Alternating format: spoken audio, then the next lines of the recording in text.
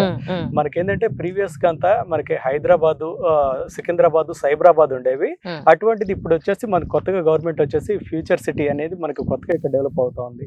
ఏంటంటే madam, population కూడా పెరుగుతా ఉంది. దాదాపుగా 2011లో దాదాపుగా 56 నుంచి 60 లక్షలు ఉన్న సిటీ మనకి పాపులేషన్ వచ్చేసి ఈ రోజు దాదాపుగా 1,49 lakhs to 1.5 crore వరకు మనకి రీచ్ అయింది. అది 2030 నాటికి ఇంచుమించుగా 2 CR వరకు మనకి రీచ్ అవుతుంది అన్నట్టుగా మనకి ఇవంతా కూడా గణాంకాలు ఇవంతా చెప్తా ఉన్నాయి. అటువంటిది ఏంటంటే మనకి పబ్లిక్ పెరుగుతున్నారు, దానికి తగ్గట్టుగా మనకి ల్యాండ్ లిమిటెడ్ గానే ఉంటుంది.